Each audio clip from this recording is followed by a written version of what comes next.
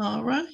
So before we jump into today's conversation, I want to take a quick moment to welcome you to ABC's Weddings Unveiled podcast. This is the podcast where we go beyond pretty details and talk about the real business, strategy, and heart behind the wedding industry.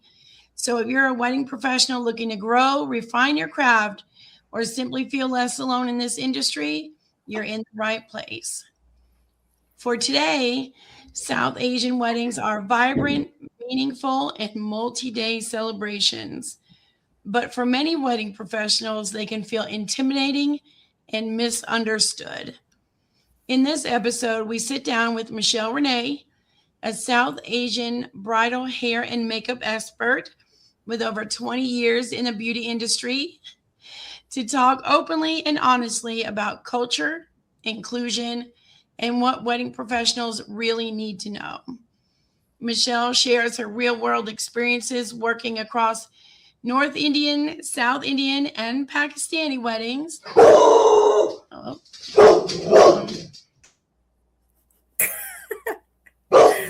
See? I'm going to edit that out.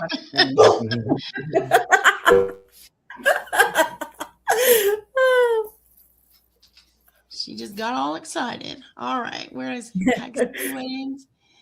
All right. I'm just going to start over here. Michele shares her, I know. Michele shares her real world experiences working across North Indian, South Indian, and Pakistani weddings, breaking down common misconceptions, and offers practical guidance for wedding professionals who want to serve those couples with respect and confidence. This episode just isn't about trends, it's about understanding, education, and showing up the right way. If you've ever wanted to break into South Asian weddings or simply do better when working within cultures that aren't your own, this conversation is essential listening. So, Michele, tell me a little bit. You've been in the beauty industry now 20 years, and I can see you. I know other people can't, but you look gorgeous. Well, girl, I lie about my age, so better hold off on that 20. Let's just say 10. I've only been in the industry for 10 years. That's right. I don't blame you. Can you tell me, how did South Asian weddings become such a big part of your work? Well, you know what? Literally, I don't even know it. But 20 years ago, I did one Indian wedding. And because I'm brown, I think people related to me. I have the same skin tones, and you do one Indian wedding, you do them all. 10 years later, just kidding, 20 years later, my best friend's Indian. I've been to India, all over India. Like, I love white people think I'm Indian. And I hate to break their hearts and tell them I'm not Indian. I'm Mexican. Somebody called me Indian adjacent. I was like, I'm making a t-shirt. So, but literally people are surprised because I tie my own sari. I used to have a nose ring, which is quite a funny, when I went to India when my best friend got married there, and I went there and I got my nose pierced in India. Let me tell you, I just said, this is Indian hospitality. When you walk into an Indian's home, you're treated like a god. So I had somebody unpack and pack my suitcase. They heard that I wanted to buy a nose ring. The next day, I ended up in a jewelry store and I got a nose ring in India.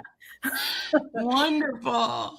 Oh my So goodness. treating your guests like God is a thing. So when you go to an Indian wedding, you don't have to worry about food. Bring some Tupperware. If you know, right? That's right. But for real, bring Tupperware. If you're a vendor and going to Indian weddings, just bring Tupperware. Bring Tupperware. All right. Awesome. So when did you, because I know you do hair and makeup. Mm-hmm. What else do you do within the weddings? Is that all, or do you schedule or plan any parts of the events? I don't do any of that. Like that would be like what a Indian wedding planner would be. Like Rohan does all that. And then, and in addition, he has a company. If you are a vendor trying to break into Indian wedding, South Asian events, he is like the Indian wedding whisperer. So, but it's true, right? So that is when I really lean into my vendor friends. Trust me, planning this podcast, he probably should have been a little bit more involved. Things would have gone out way more smoother. So I just do the hair and makeup. And we have like partners who do draping, we have partners who do mehndi, and so we could really create a full experience for our Indian brides. But of course, me personally, we really focus on doing the hair and makeup, the glam, which is and the grooms. Yes, yeah. Some of these grooms, they need a little this and that. So because it's 4 days. Imagine 4 days of partying, like packing all these events. Oh yes, yes. Yeah. And Rohan, why don't you introduce yourself to us? Thank you. My name is Rohan. Company is called Legacy Productions. I've been doing planning and design for almost 2 decades. As long as Michelle, but 10 decades. 10 decades. Don't age us. 10 decades. Oh wait! Oh my God! That's even. Obviously, I'm not the brains of this. We do everything from helping design to all the logistics, organization, all operations, helping find vendors, and so everything from A to Z when it comes to hosting a South Asian wedding. Yeah, and don't forget, like, if you are a business and if you're looking to break into the Indian market, like he is the person to connect you and to really help you dive deep. So if you're a hotel, if you're a wedding planner, if you're like, hey, I want to understand more about the culture, how do I book Indian weddings? Like Rohan would be the person to go to. Yeah, we've had a few speaking engagements, conferences and things that we speak at, helping either, like you said, new vendors break into it, whether photography, hotels, travel agents, planners, anybody really, help them understand and learn about the culture, because that's like the biggest piece of it. Every wedding is unique and different across the board. And so having a little bit more background and understanding why certain things happen really connects you with the families better. Instead of, it's hard to learn on the job with how many, intricacies there are. And so we just want people to be as informed and knowledgeable as they can be to do justice to one, the culture, but also the events. Oh my God. Yeah. Don't do what I do. I went into someone's home, an Indian client's home, and they had their god Ganesh there, a gold Ganesh statue. And I went in and I pushed the statue over. I pushed their god over and I set my purse right next to Ganesh. Everybody just stood around like with their mouths open. I was like, what's going on, guys? What's happening? Little did I know that was, and no one said anything about it. No, everyone was very kind and very humble, but you could kind of hear a pin drop. I'm like, what did I do? Later, I found out that was their altar. Like, you can't do that. But if I would have found someone like Rohan, like years ago, I probably would have made I would have made less mistakes. Thank you. Less mistakes. I was trying to use a big word like faux pas, but just keep it easy. Keep it easy. Keep it stupid. Awesome. Well, let me ask you a question then. For vendors that are new to this market, how do you explain what makes a South Asian wedding different from a Western one? How much time do you have? Yeah. This is only 30 minutes. What I learned, and so I do all Indian weddings. So what I've kind of learned is you can be doing a Punjabi wedding, and what they do is totally different than someone from South India. And what South Indians do is totally different what North Indians do, what Bangladeshis do. And the people, like a Punjabi won't know all the traditions of a South Indian, and a South Indian won't know all the traditions of a North Indian. So it's so interesting that like within their culture. But the one thing that is true throughout is that people are very forgiving and they're very open to share their culture. And they're, in my experience, they're very happy that you're even trying, you know? So, Right. I think a big thing when you're looking at a South Asian wedding compared to a Western wedding is that it's like 10 to 15 fold comparatively, not just the amount of guests, not just the budget, not just, the amount of events you have, because it can range anywhere from 7 to 10 events spanning a week, and so the Western wedding that could last anywhere from 6 to 12 hours, yeah. right? In like a South Asian ceremony can alone be 3.5 hours long. And so, like Michelle was mentioning, every different piece of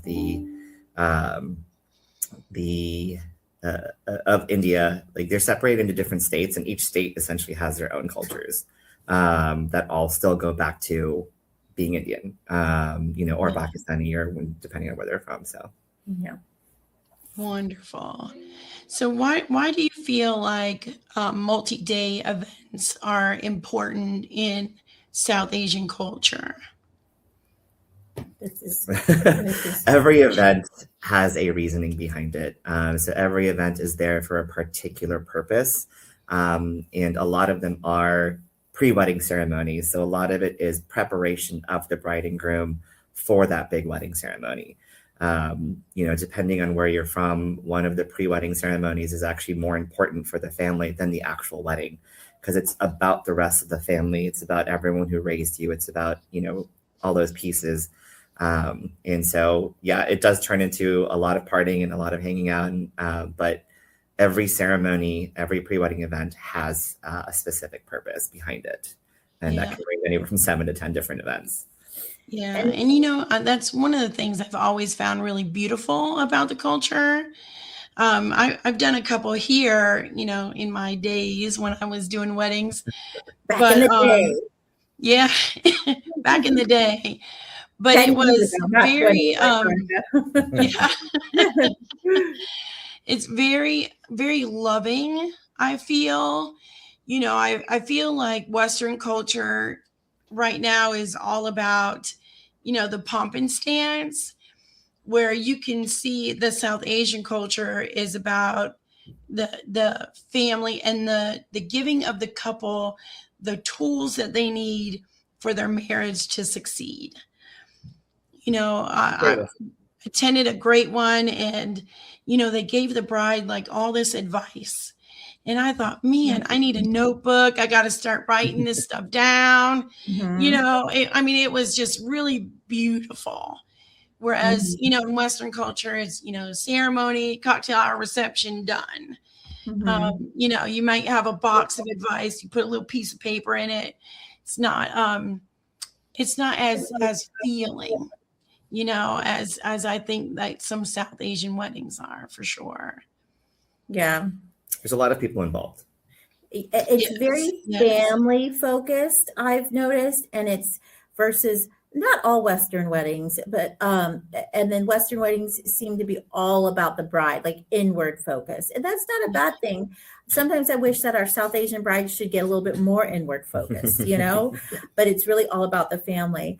And it's interesting to know, me doing it for 20 years, my South Asian brides from 20 years ago, the South Asian brides that are coming in now are mostly American born. And they're almost, even though they're marrying another Indian, they're almost fusion, A lot of them. because they're carrying a bouquet. 20 years ago, none of my Indian brides had a bouquet. 20 years ago, nobody had bridesmaids, because it's that focused on the family, the uncle walk them down. So it's just very interesting to see it evolve. And even now, like a lot of my brides can't even pleat their own dupattas. So which is interesting too, So I'm going to have to teach my daughter, who thinks she's 5% Indian. She literally tells her friends that she's 5% Indian. I don't know where she got that from, but she tells her I'm going to have to, she knows what a dupatta is. So she kind of pleats it, but I can't wait till I really teach her how to pleat it, to wear it. It's going to be a beautiful day. Yeah, wonderful. A comment about being fusion. A lot of people growing up here, a lot of family members, like brides, grooms, everyone's working. And so, families have to get involved. So parents might be a little bit more involved because bride's in residency or, groom is in a different state, right? And so it really does take the whole family to put on such an elaborate production. Yeah, that's understandable. When you guys are doing a wedding, and let's say a professional has joined the ranks that has not done like a South Asian wedding before, what is one thing that you feel they misunderstand every time? Everything. They misunderstand everything. And like we mentioned, there's just a lot that goes into every single event. And so if it's a new, let's say, photographer, right? Family is really important. So it's not all about the bride and groom. Parents have a lot of requirements, but they really want guests to be captured. So if you have 500 guests at the wedding, they almost would want the photographer to take a picture of every single other guest. Yeah. Because you get your portraits, and so being able to lean on other vendors, and whenever we hire somebody who may not be as experienced, we ask them if they know things. There's no such thing as a dumb question. The last thing you want to do is miss a piece or miss a particular aspect of what's going on. Yeah. And then also what Rohan's providing, his service about being like this Indian wedding whisperer, like that, I think it's important. I wish you were there for 20 years ago. So I really think that I do. So I think like having him on your side would really make that transition so much easier, where you don't go into someone's home and move them. Move a deity. Move a deity. What was I thinking? What was I thinking? God, where were you 21 years ago? That's cool. You were a baby. You're like, I was in high school, Michele Renee. I was in high school. Yeah. That's crazy. So why do you think it's important, like for other professionals, to not treat South Asian weddings as a one size fits all? Oh my God. I mean, I really don't think any wedding can be one size fit all. But I also think that, like, I married a Palestinian. We're divorced now, but but I'm very much we're divorced now, but we're very much involved with his family. I'm very much involved in his family, and I see a lot of similarities. Like when I went to my first Palestinian wedding, I was like, "Oh, y'all have a barat too?" Like, so they have something very similar.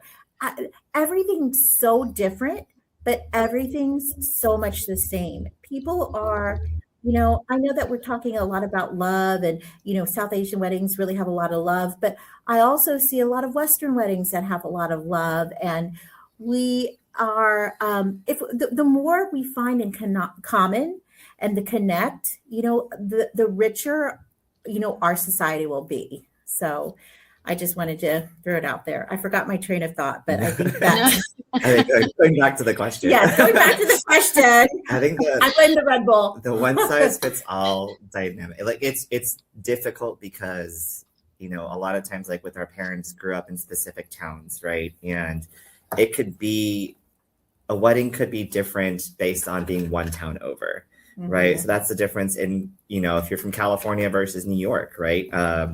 The essentials of the wedding, the state might be the same. So like, okay, let's say LA versus San Diego, right? You have differences in cultures that still stem from the same foundation. But because different towns incorporate different pieces of their own home, that changes aspects of how certain pieces may need to go. And again, having South Asian weddings here, families have incorporated certain different values, have simplified certain things, based on not having a 3.5-hour wedding ceremony and having a 2-hour one instead, right? And so there's pieces that do get modified, and you have to really understand and talk to the family to know how each wedding should be going at the end of the day, and ask the right questions. Yeah. And just being open and honest, and, just leading with love and like curiosity, so right. Don't you think love and curiosity? Always. you just never want to make an incorrect assumption. Yeah, don't That's touch any deity. Don't touch any deity. My bad. I do wish that, a lot of more professionals would become more educated in all aspects, really, not just South Asian weddings, but if you're looking to break into that market, then do the research. Definitely do the research. Look, ask questions. You've said that a couple of times. But how do you feel like professionals can clearly communicate their value without like compromising anything? How do they show that they can do this in a South Asian market without actually having done a wedding in that market before? I think they have to do a wedding in that market before. I think they Yeah. have to. They either have to Well, do it for free or they have to make a friend. But yeah, right. I think They- really, really understanding, like, it's impossible to know everything, obviously, but you understand the different nuances and the different types of events, understanding why the events are being held, showing the family that you have a familiarization of what needs to happen from a high level perspective, but also leaning on them to help walk you through, hey, does family want specifics for specific things, right? Excuse me.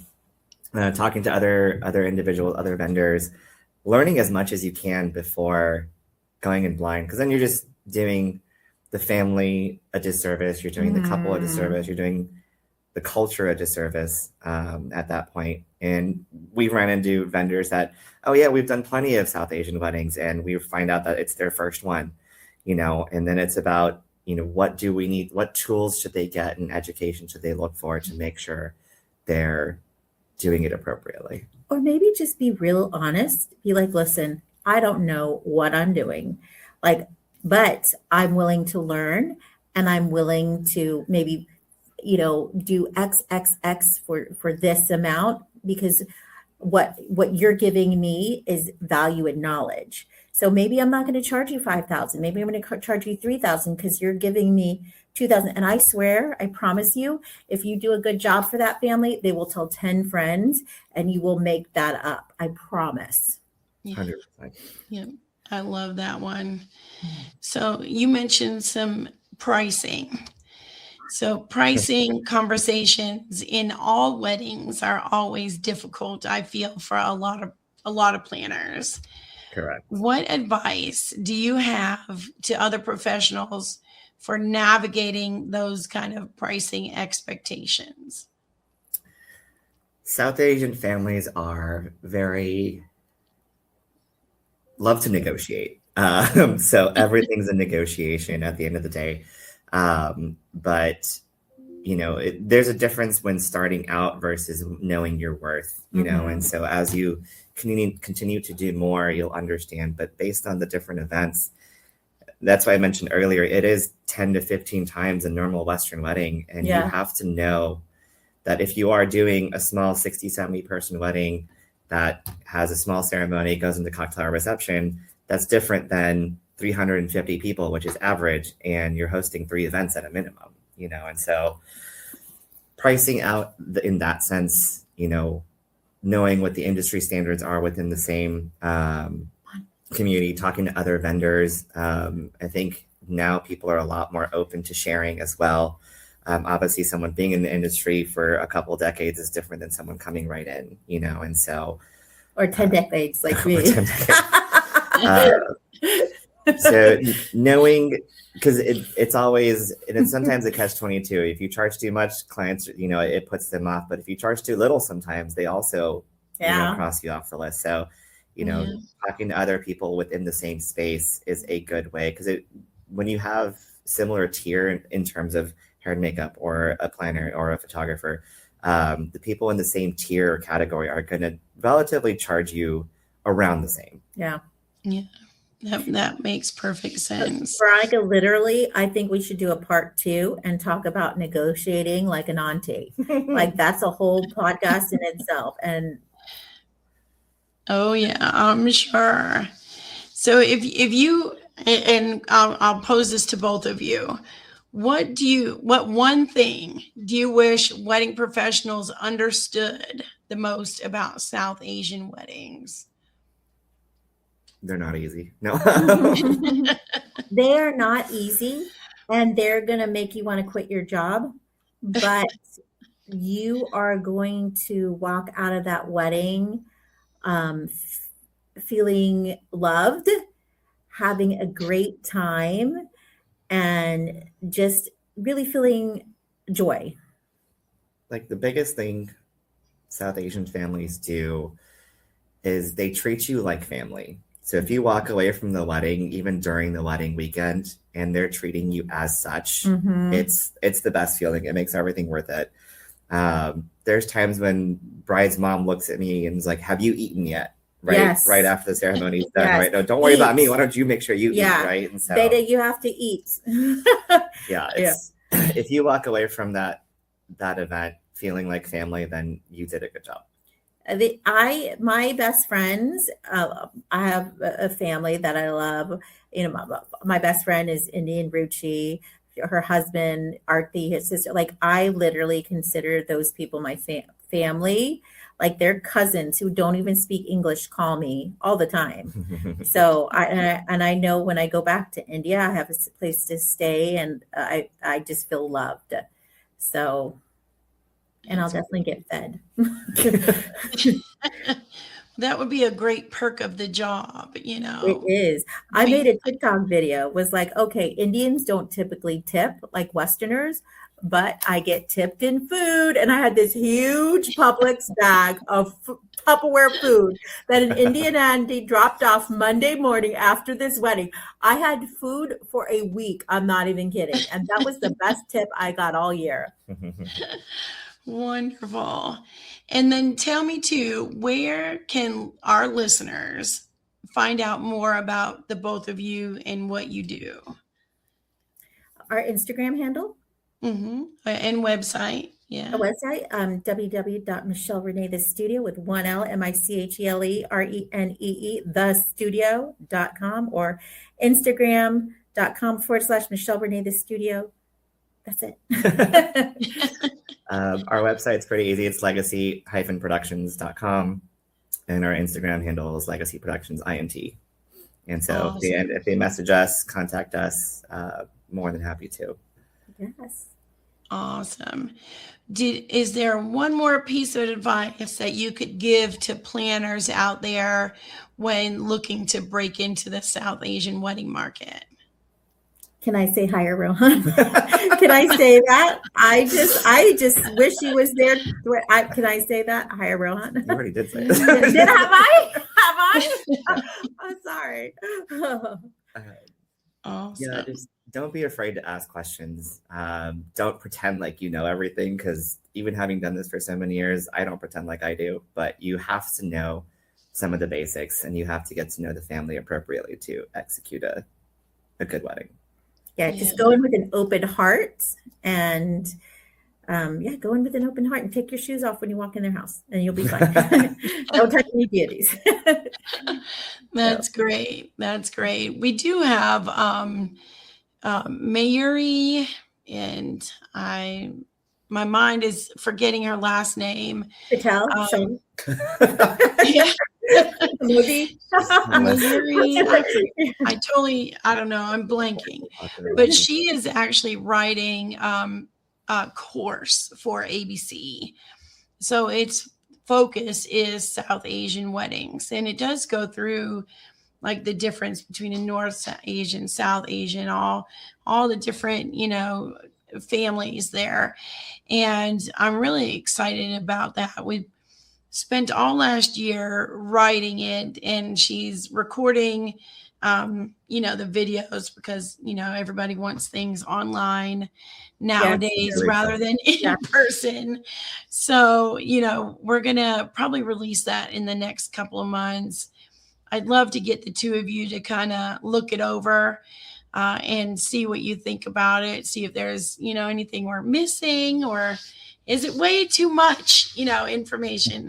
Well, I'm think not you a can provide believer some in fun. too much information. So Yeah, there has to be some fun in there, just like an Indian wedding. There has to be some like dancing, some garba. Like we can provide that.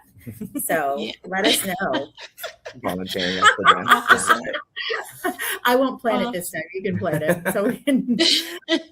Yeah, Well, no, I more than- definitely appreciate, I appreciate the both of you coming on the podcast today and talking to me. And I will definitely, reach out and we'll have to have you both back again.